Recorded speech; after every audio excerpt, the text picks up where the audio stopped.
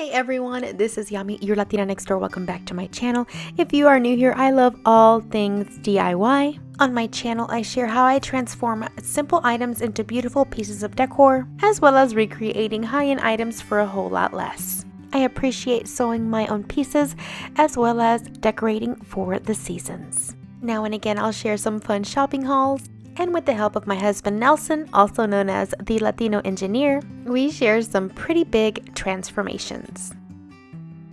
So if you are into home decor and DIY inspiration and share my obsession with Dollar Tree, make sure to subscribe so we can share some candid moments and laughter along the way.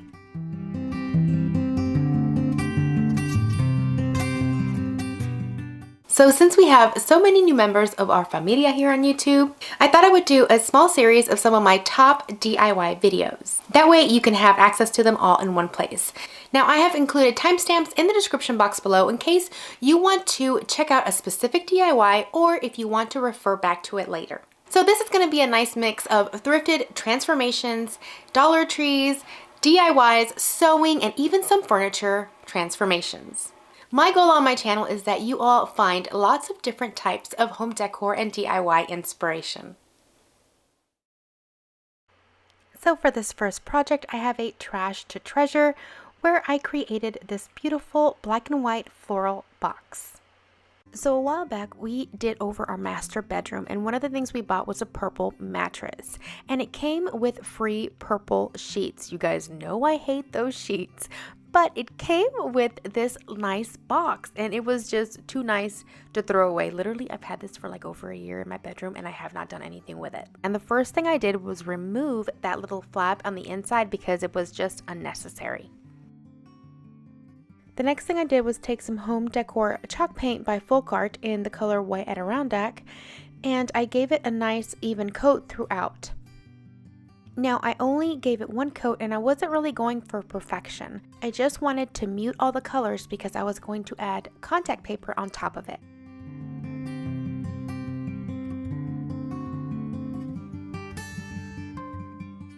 Okay, so after it was dry, I decided to take a popsicle stick and remove the side flaps, as you can see here. Next, I flipped the box over, and I had some contact paper from Dollar Tree that I decided to go ahead and measure and cut down to size.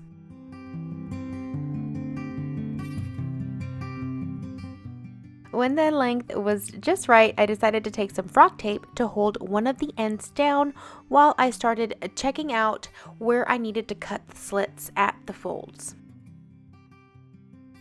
I cut the slits at angles so not only would they fold over the tabs, but also that side piece right there. And then I continued to do so around the entire box. Okay, so next it was time to adhere the contact paper. So since I had to take out the original frog tape, I added frog tape to those side tabs because I already had those slits in place. That way, while I worked on the contact paper, it wouldn't slide. I began by removing small sections at a time, and a word of caution, if you have little slits and pull too hard on the backing of the contact paper, you will tear your contact paper, so just be very gentle.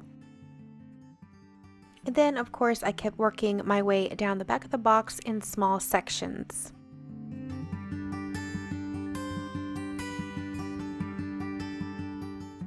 Make sure you're removing any wrinkles or bubbles with your hand as you go.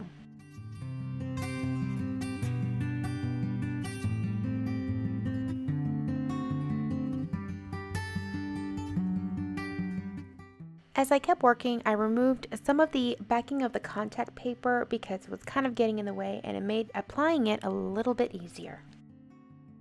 Then after folding the ends in, I started folding in the sides and cut little slits where it was necessary.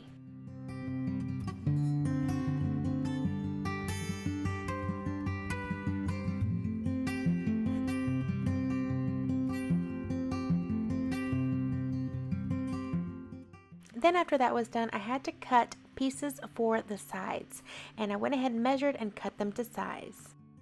I adhered them and made sure there was enough to go around the edges.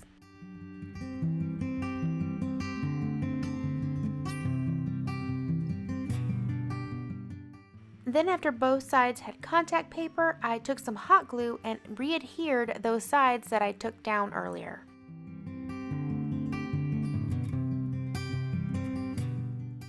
I smoothed everything out and then it was time for the finishing touch. I had this cute little cabinet pull that I got at Home Depot. It costs about $1.60 or something like that. I'll make sure to link it below. So I measured the center of that little flap that goes over the lid and on the side, and then I decided to mark the dots. Now I'm only going to glue this down with E6000 and a little bit of hot glue, so that's why you see me kind of coloring in those dots. That way you wouldn't see the white underneath and it would actually look like there was maybe like a little screw there, but I couldn't use screws because the cardboard was too thin for them.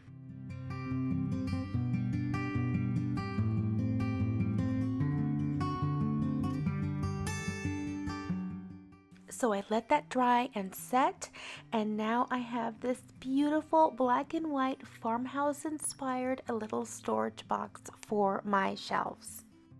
Oh my gosh, you guys, I am so excited and so pleased at how this came out. It does not look like sheets came in this box. I am so glad I did not throw that box away.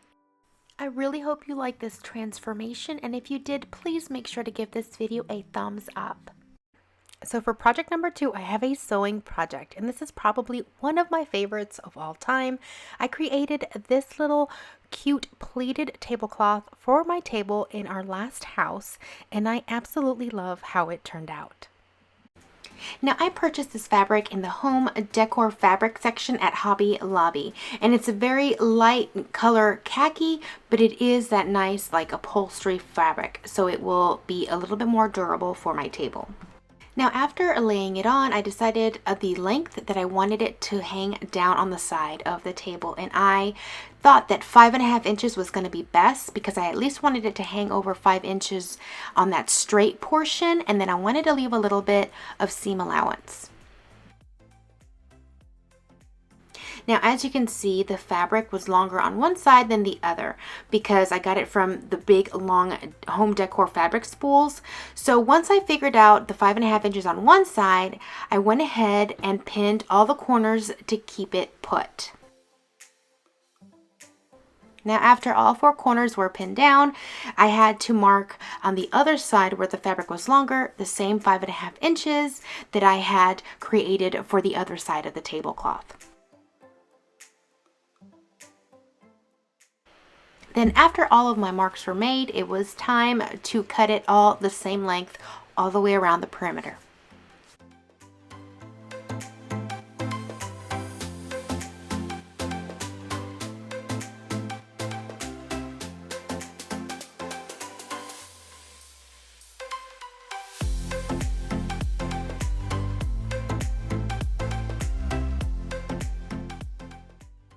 Then after the entire perimeter was cut in the same length, it was time to sew down those 4 corners that I had pinned earlier.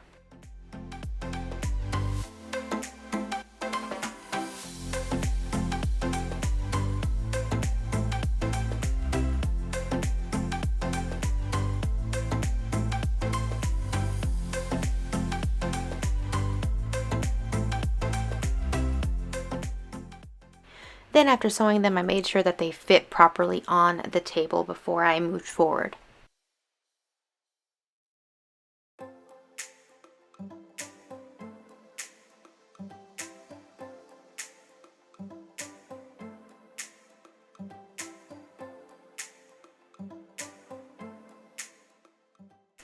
Then it was off to make the little ruffle skirt.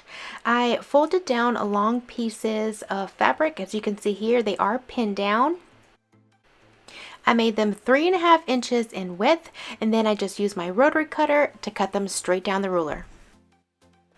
And I had to cut several of these to go around the entire perimeter of the tablecloth.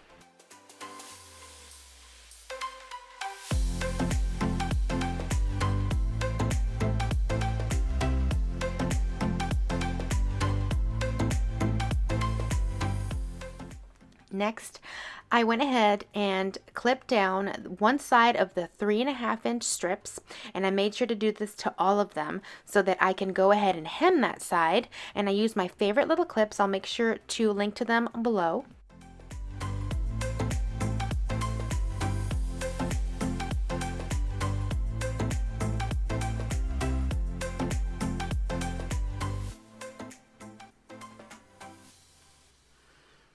And then I went ahead and attached all of the 3.5-inch strips after they were hemmed together into one continuous long piece.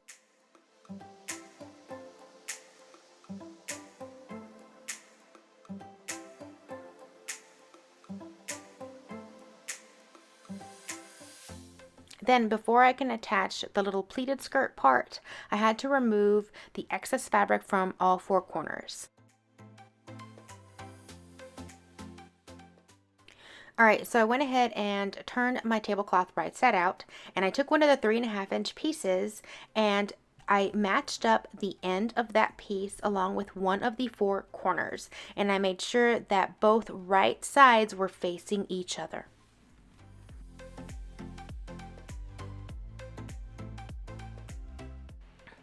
I didn't want my skirt to look too formal, so I basically just eyeballed the spacing between the little pleats and tried to get them as evenly spaced between each other as I could, and then just pinned them down.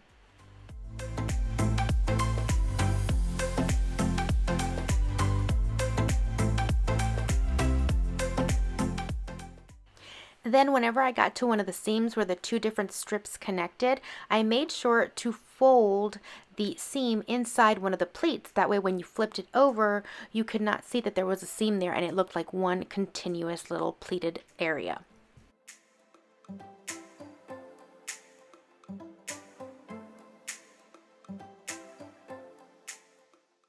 And then I just sewed that part on to the rest of the tablecloth. Then after this, which unfortunately I did not get to record, I actually took my serger and I serged those 2 edges that I was just now sewing together. That way those 2 fabrics would not fray where they met. And then afterwards, I went ahead, flipped those pleats over, and as you can see here, I am basically sewing them down. That way they don't rise up.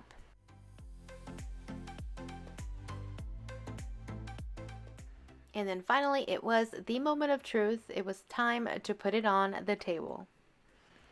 Now, I did iron the actual tablecloth, and I made sure I got those little pleats nice and pressed. I thought it would look a little bit better that way.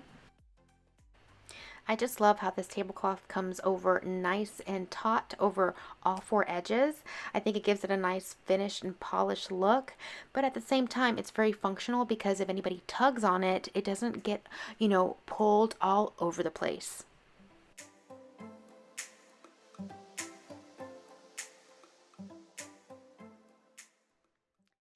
So project number 3, I created this beautiful floral mason jar sconce, and it has really pretty fairy lights on the inside. You can do this with scrap wood, and it's so easy to recreate.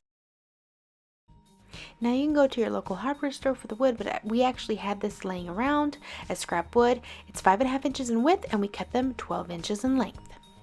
Now after cutting them, I took them to my craft room and I started to sand those edges because they were pretty rough. I didn't want to get any splinters, and I wanted a nice clean look for my sconces.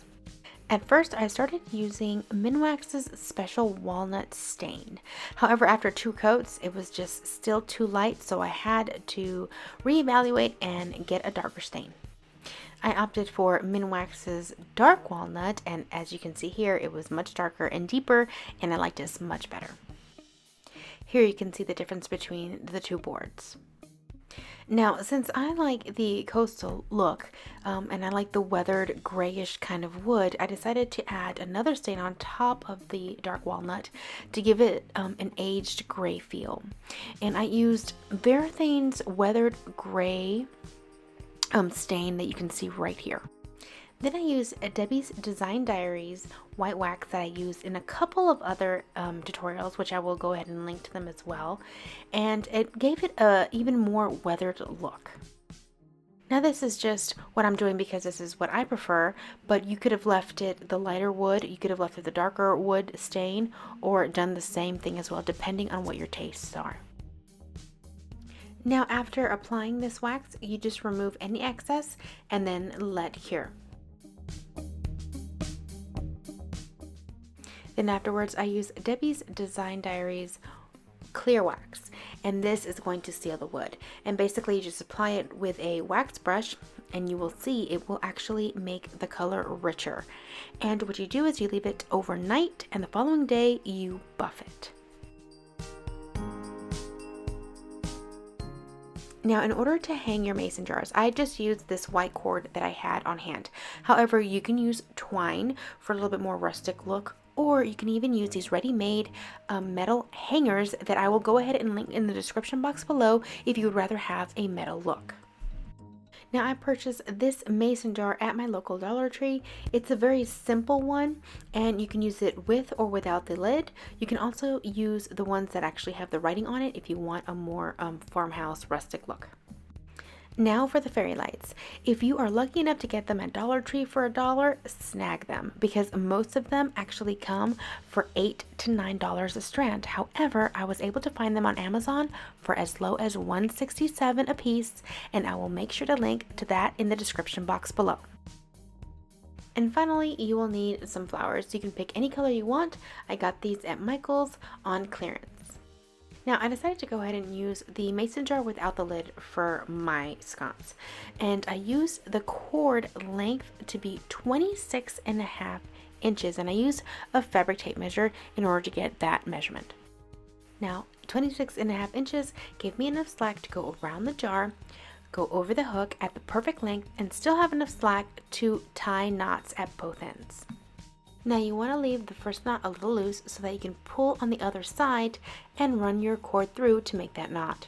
Afterwards, tighten them both.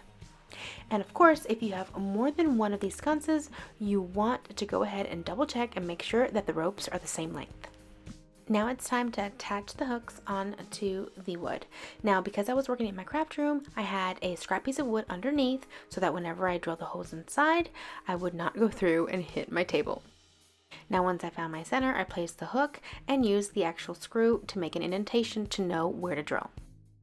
Now you want to make an actual hole first so that when you decide to insert these screws, you do not split the wood in doing so.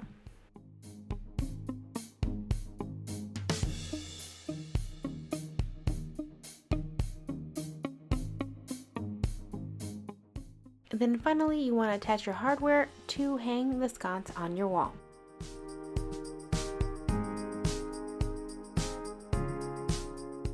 Now it's onto the flowers, and I just used 2 floral bushes from Michael's that I cut down into individual stems so that I can create my own smaller bushes. So once I decided what my bushes were going to look like, I just used a rubber band to hold them together. And then I used some burlap ribbon to cover that little rubber band up, and I just used hot glue to attach. Then I mounted the wood sconces onto the wall, added the mason jars, and everything came together perfectly.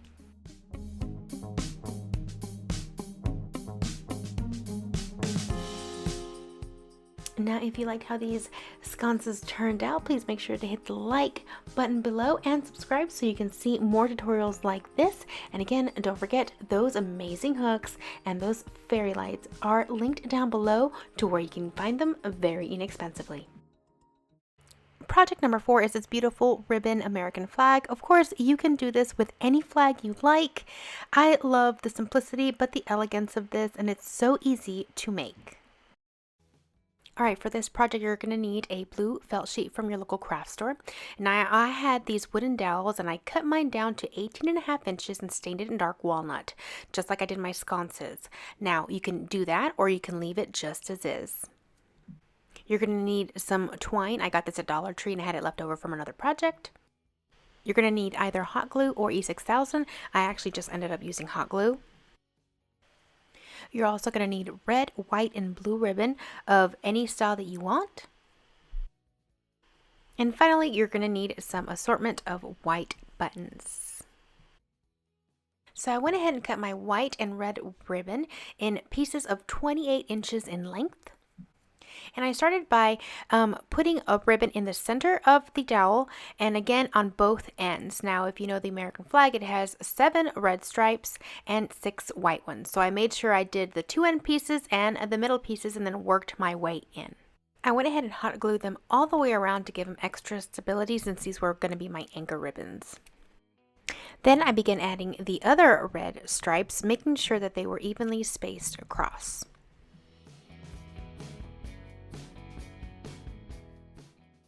Then I started adding different kinds of ribbons to create thicker stripes. I did the same thing with the white ribbon, and I even added some lace trim ribbon to add that nice farmhouse touch. Now this is how it ended up looking like once all of the ribbon was attached. Then I flipped the dowel around and started gluing down the end pieces of all the ribbon back so it had a nice clean finish. I put the stripes aside and then picked up my blue piece of felt fabric and I cut down the blue ribbon in order to place on top of this felt fabric. I made sure to cut it to where it overlapped over the ends, that way you didn't see any felt anywhere.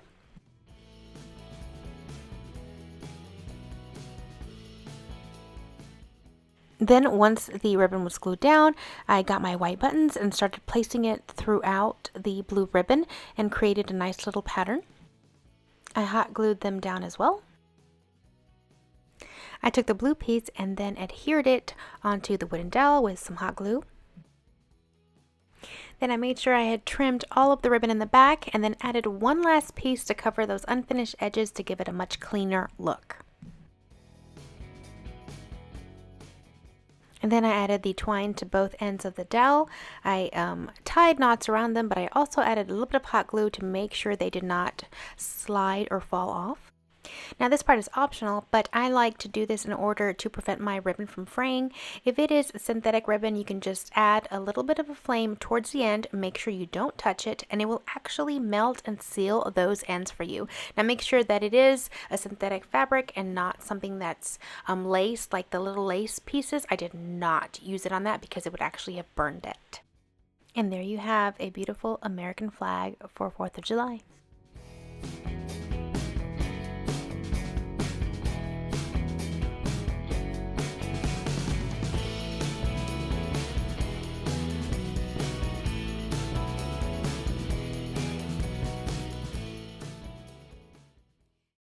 For this next one, this is probably one of my favorite thrifted transformations. I created this beautiful succulent planter out of a cheese box that I found in my local Goodwill. I use succulents and florals from my Dollar Tree, but you can use any from any store that you wish. Alright, so I went to my local Goodwill and I found this beautiful round cheese box. Yep. This is where they store cheese in order for it to age, and I was so excited because it only cost me $2.92. I love the size of it, the round shape, the rustic feel it had, and once I saw it, I knew exactly what I wanted to do with it.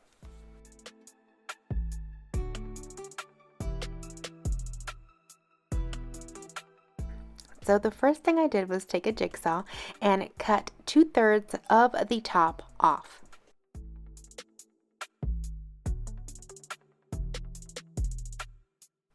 Next, I needed to take some sandpaper and get rid of all of the rough edges and all of the splinters. It was pretty rough wood, so I had to make sure I, made it safe to work with.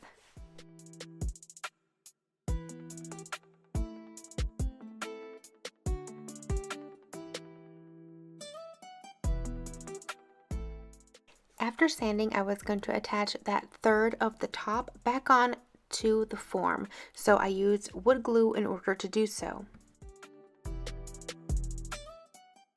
I used hot glue on the back for an immediate bond, that way it held it together while the wood glue dried.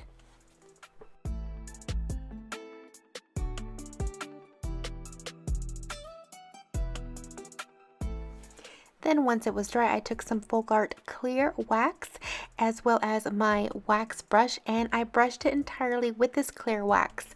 That way it gave it a little bit more life by enhancing the color of the wood as well as protecting it.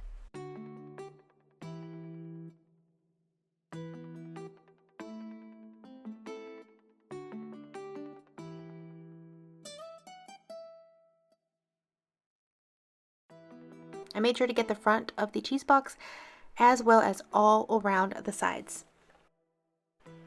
You're supposed to let it sit for 24 hours and then come back with a lint-free cloth and buff it. I absolutely love how that wax brought this little box back to life. I love the way it turned out with that beautiful rich color. Alright, so once that was taken care of, I measured the width of the inside of the cheese box. Then I cut an old foam board that I had in that width.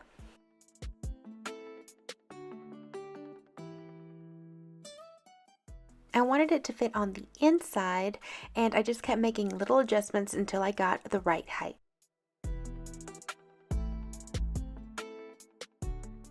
Once I was happy with the height of the foam board, I used hot glue to keep it in place.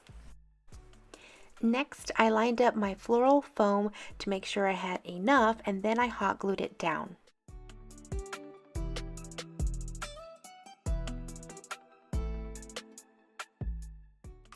And then I decided that I wanted to use the leftover succulents that I had from my latest Dollar Tree haul for this plant holder.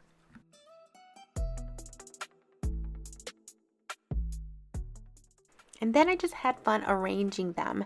I would group them in different colors and sizes and textures, and I think this actually is one of my favorite DIYs.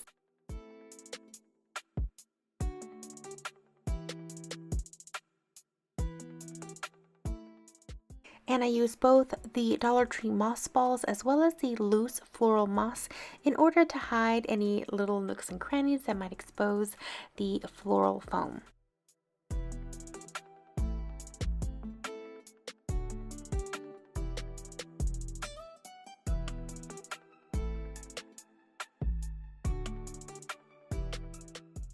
I made sure to add the taller ones in the back, and I actually did use some of the lavender kind of furry looking bushes to add a couple of stems here and there to give the arrangement some color. And then I just kept adding wherever I thought looked good, and since this was very light, all I needed was a soft tooth hanger to put on the back and then hang it on my wall. And here she is. I think this is one of my favorite planters that I have done so far. I think the colors work perfect for all year. I can hang this absolutely anywhere, and the fact that I don't have to maintain them because they're not real is a big plus for me. Oh, and I found out later, looking online, these authentic ones sell for over $60 on eBay. I guess I should have picked the other one that was there. And the side even says red wax for that red wax they put over the cheese. This was so cool. I am so happy I was able to find this at my local Goodwill. From an unloved little cheese box to a beautiful succulent wall planter. I would love to know what you guys think about this DIY. Now for this one, I wanted to show you guys the before. Now I bought this off of Facebook Marketplace for only 20 bucks, and I transformed it to a coffee bar, and I love the way it turned out, and I hope you do too. A few days ago, I shared the image of this table that you see right here that I got for only $20 on a Facebook Marketplace. Now, I have been wanting a coffee bar for the longest time, and I thought $20 for an Ikea table like this was perfect for me to add my coastal farmhouse touch and customize it for my taste. Now, as you saw, the top was pretty damaged with water damage and just lots of use over the years. However, my husband and I had several 1x4s left over from a previous project that I thought would be perfect to add to this table. Now, the table had two lower shelves, but I only wanted to add wood to the top and the bottom. But we used the template from the middle shelf to mark and cut the wood to the appropriate sizes.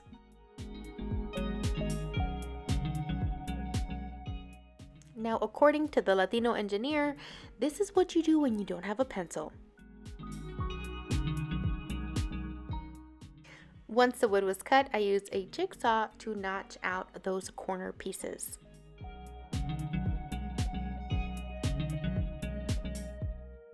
Then I, along with the most hideous pair of leggings you can ever imagine, glued down those slats with some wood glue to the bottom shelf.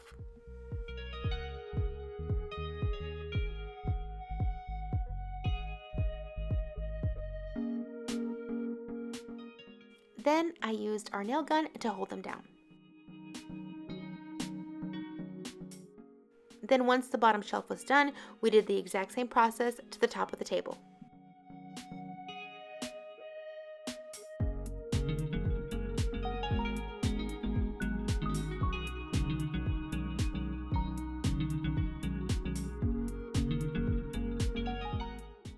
So here's what the table looked like after the wood was installed. Now, since we were going for this coastal farmhouse look, my husband chose this beautiful Nantucket blue color by Folk Art. I used this chalk paint to paint all of the black that was exposed on this table, including the 2 drawers and the shelf. This chalk paint covers really well. If at any point in time the chalk paint became too thick on my brush, I would spray it down with a little bit of water, and it actually worked perfectly to get it nice and smooth on this surface.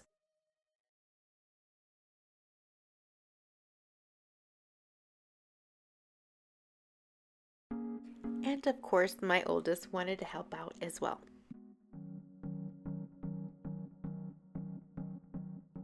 I let that coat dry completely, and then I proceeded to give it a second coat.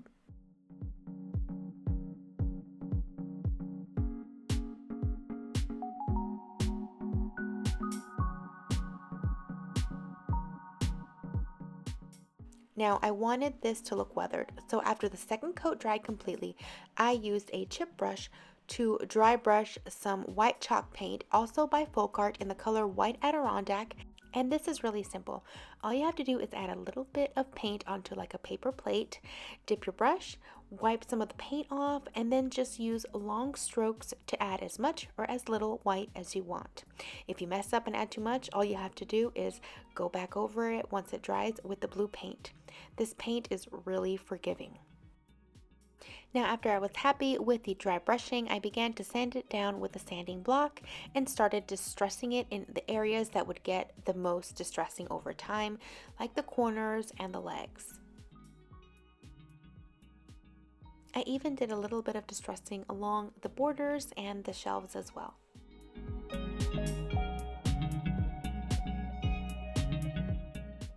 Then it was time to stain the wood, and I actually used Home Decor's wood tint in the color Walnut. Now, I was super pleased with this product. It was my first time using it, and I cannot say enough good things about it.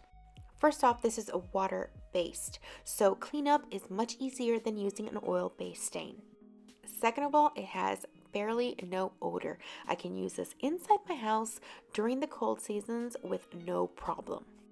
Also, it doesn't have that oil in it, so it doesn't feel greasy when you touch it like you do an oil-based stain, and it dries pretty quickly.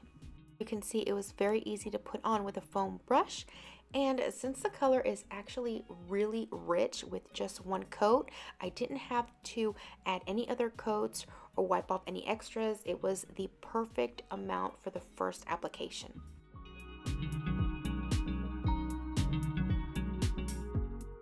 Once it was completely dry, it was time to add the clear wax. I also used Folk Art's clear wax for this, and I used it for both the wood and the painted portion of the table.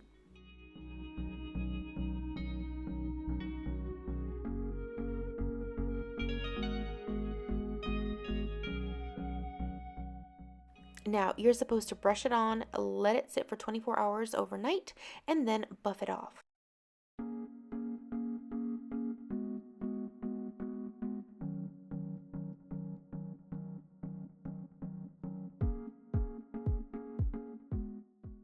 Now, one thing I did notice, since this is a liquid form of wax, as I was brushing it on, some areas would get a little bit thicker or clump up a little bit. Now, if you find that it's doing that, make sure that you wipe it off before you let it sit overnight, because if you decide to buff it the next day, it will be a little bit harder to remove. Other than that, it works perfectly fine. That's just a little something I learned from working with this wax that I thought I would share.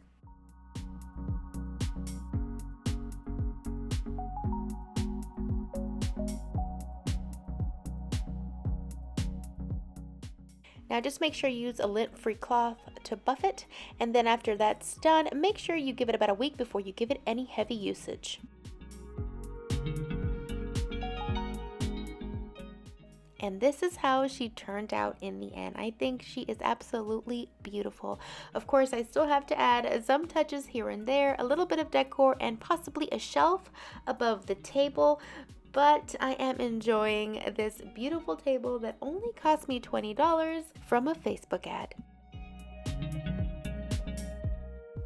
I love how that stain turned out, and I also really like how we ended up choosing a color for this table instead of just going neutral like white, brown, or gray. I think it adds a little nice pop of color, but since there's gray in the paint, it's not overpowering. Please make sure to give this video a thumbs up if you enjoyed this transformation, and if you have not yet subscribed, make sure you do so you can check out how I decorate this coffee bar. This next project is probably one of my favorite floral pieces. Some of the items are from Dollar Tree, others are from other craft stores, but you can recreate this as well using any stores that you have available. Okay, so I don't have footage of this part, but I basically took one of the glass candlesticks from Dollar Tree and glued it with E6000 onto one of the large candle dishes that are also clear glass. Once they were dry, I spray painted them in white glossy paint. Then you're going to need these 2 styrofoam discs. You get these in a pack of 2 at Dollar Tree as well. Then you're going to need these little blocks from the Tumbling Blocks game that you can find at the toy section in Dollar Tree. And then you're going to need a book. I didn't have any old ones the exact size that I wanted it, so I bought this one at Dollar Tree for $1, and it was the perfect size because it was not very large. These discs fit perfectly inside of the large dish. So what you're going to do is you're going to place one down, and then you're going to glue the little wood pieces onto the top of it. I used E6000 for this, and once they were set, I added the top styrofoam piece. Now I did make sure to use a little bit of hot glue to make sure that the wooden blocks would stick while the E6000 dried. Then I took my box cutter and I started cutting out pages from the small book. Now you can use a pair of scissors for this, but I just happen to have a paper trimmer. Now I decided to take off all of the white pieces from the pages and make sure that each piece of paper was the same size. Then I took a regular pencil and started rolling up the pieces of paper on that pencil. Once I reached the end, I used hot glue to seal it in.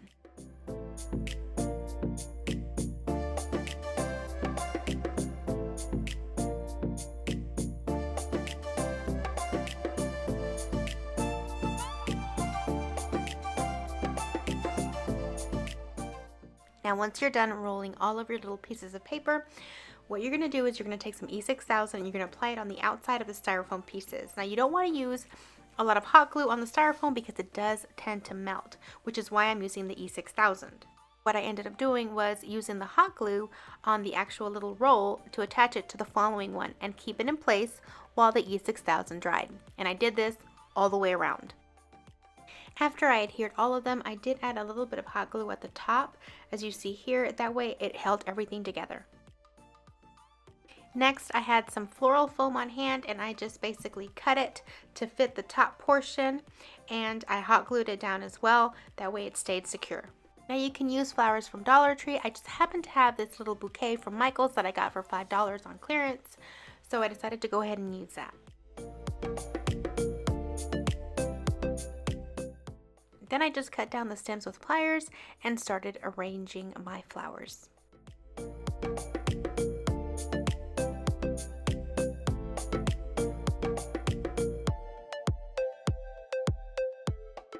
Then once I was done with the arrangement, I took some hot glue and glued on a nice little simple piece of ribbon all the way around it. And that's basically it. This is perfect to put on a side table in your home, to give as a Mother's Day arrangement. Also, you can use this arrangement as a centerpiece for a wedding, a nice simple spring or even summer wedding, depending on the colors that you use. I think it's absolutely adorable and super elegant. This next one is a Dollar Tree project, but the beads that I used were not from Dollar Tree, and you can recreate this from items that you can find at local thrift stores or discounted from clearance items in your local craft stores as well. Today I am going to be doing a Dollar Tree DIY with these Harvest stemless candle holders. I will also be using these long stem glass tea light holders.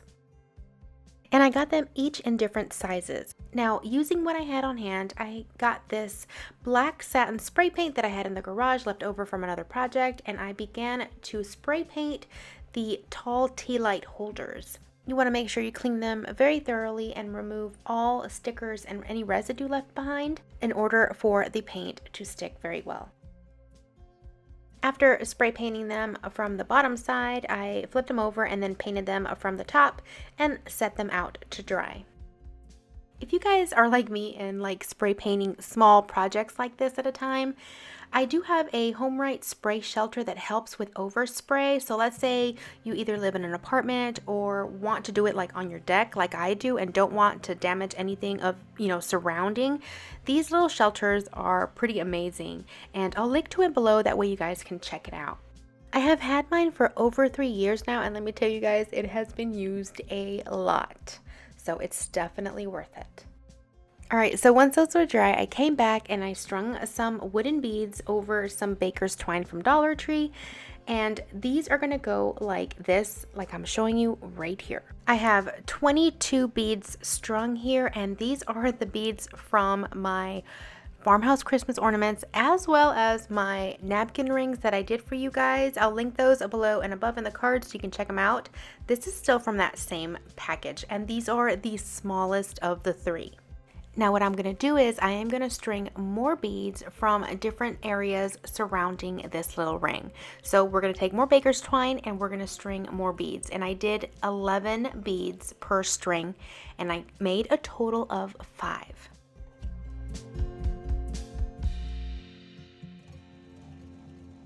Now here are all 5 sections finished. Now you're going to leave them loose, and you're also going to want to leave extra baker's twine at either end of each little string. So once you set those aside, you're going to take the larger candle holder piece, and you're going to take some floral wire this time. And you're going to need this because you'll see in a minute that you kind of need a tighter, more stiffer hold on this one because of where it's going to go. You're going to string a total of 28 beads for this particular candle holder, and while it's upside down on the counter, you're going to tie it together and you're going to tighten that very end of that wire and just kind of wrap it over itself, and then just cut off the excess. Alright, so now you should have 5 strings of 11 beads and then 2 circles. So what you're going to do is take the wired larger circle and start attaching the strings of beads to it. And you're going to want to space them out evenly.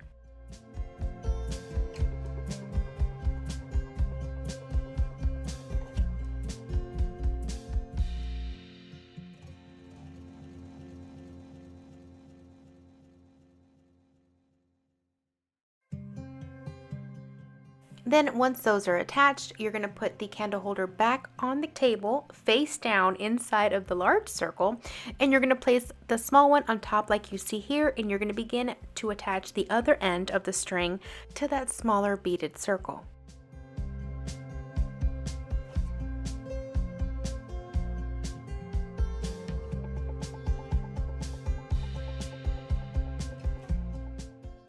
And then you're just going to continue spacing them out evenly as well.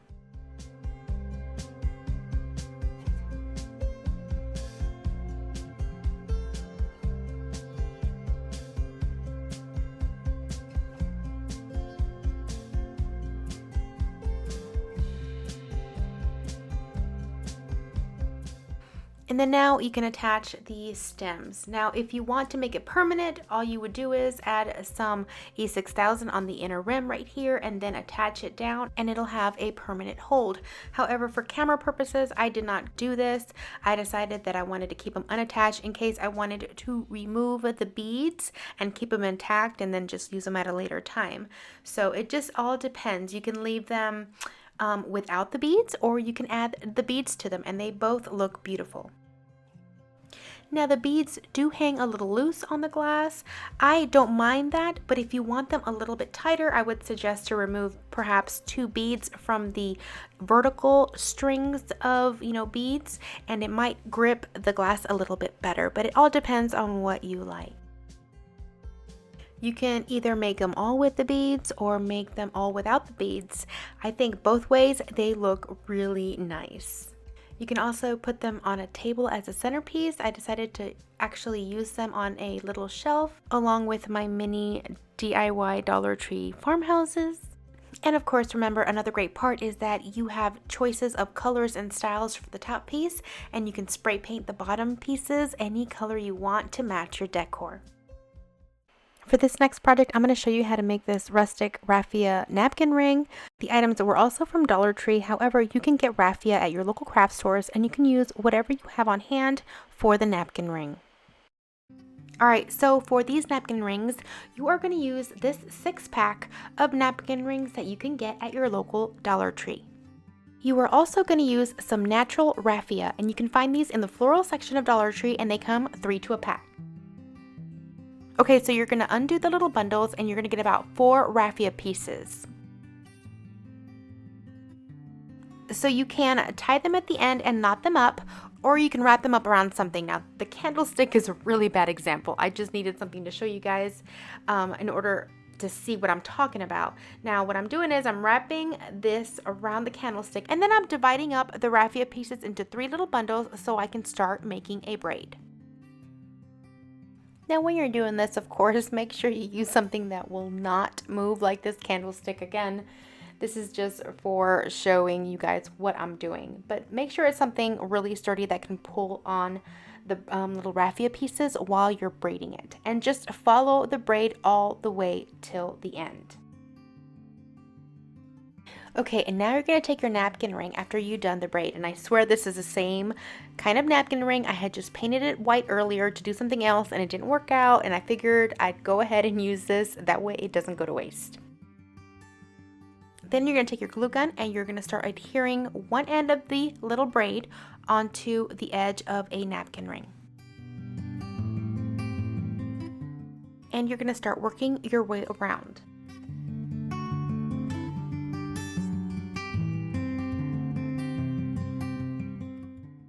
Now when you get all the way around to where that first part started, I take out the little knot, glue it down, then I glue the braid over the little end of the braid.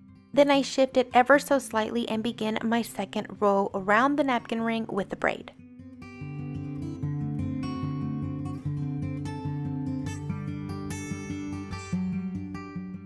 Then when I finally make it to the end, I cut the end of the braid. And then I just adhere the individual little pieces, as you see here, at the very end of the napkin ring. And then I kind of fold them inside the napkin ring and I adhere them on the inside. This helps it from unraveling.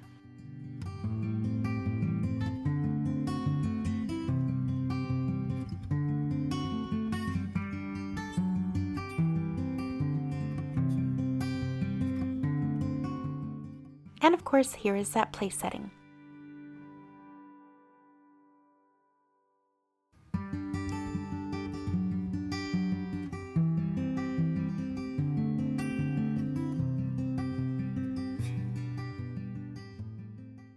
I love seeing antique cutting boards in kitchen on display. However, they can get a little pricey. So for this DIY, I'm going to show you how to create one completely from scratch. So I went to Hobby Lobby to try to find some pieces to decorate my kitchen as well as some inspiration for my rustic touches. I came across a beautiful long cutting board and it was originally $35 if I remember correctly, and it was half off, so it was only $17.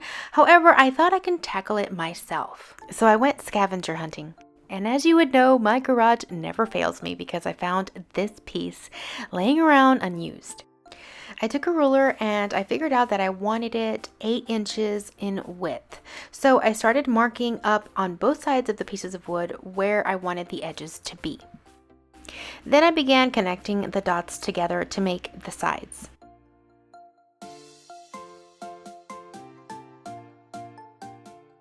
I then needed to mark the rounded edges on the bottom of the cutting board, and all you need is a rounded surface. I used my little beaded thingamajigger that I had bought in my last shopping haul for this, and it actually was the perfect size. Then I used the ruler again to connect both edges. I did the same thing to the top of the cutting board, but this time I needed to also add the handle.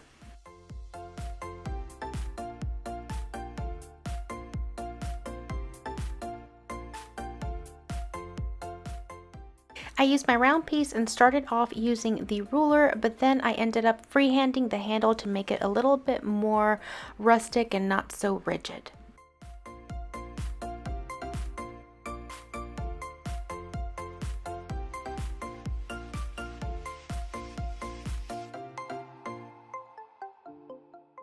When I was finally happy with my design, I went outside to the garage and started cutting it with my jigsaw. Because the design is so simple, it is really easy for anyone to use a jigsaw to cut this out. Just make sure that you have a jigsaw with a good gripping handle. We had a previous one that had too thick of a handle and we couldn't really grasp it very well, therefore going around these sharp edges kind of made it a little bit difficult. This is our second one and it works a lot better. So if you have been interested in buying a jigsaw, I'll make sure to add a link to the one that we bought below so that you can check it out. And then finally, I made the hole at the top of the handle with a drill. At this point, the Latino engineer took over, not because this was the hardest part of the project, but because he was already covered up in sanding dust, so he went ahead and did this for me.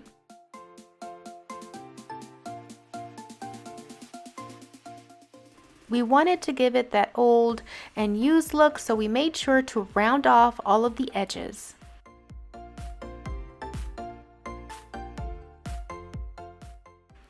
I did, however, make sure to tell him to leave the actual top of the cutting board nice and smooth. Alright, so after that was done, it was time to stain this little bad boy. And I used my favorite wood tint by Folk Art in the color Walnut. It does not smell, it does not feel oily, it dries super fast, and it looks just like a regular stain. I love this stuff. Now, just a quick disclaimer, I will not be actually using this as a cutting board. This is just for decorative purposes only. Now, while both the wood tint and the Home Decor wax that I am using are both water-based and non-toxic, they are not meant for items that will be used for food preparation.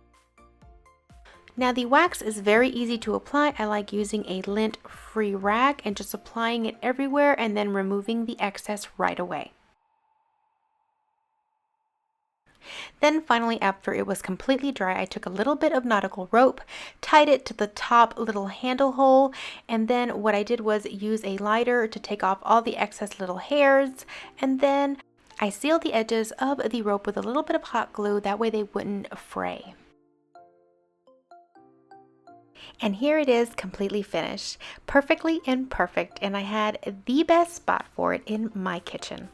This project can be done in one day as long as you leave the last step, which is the wax, to cure overnight. Don't forget to hit like and subscribe for more inspiration.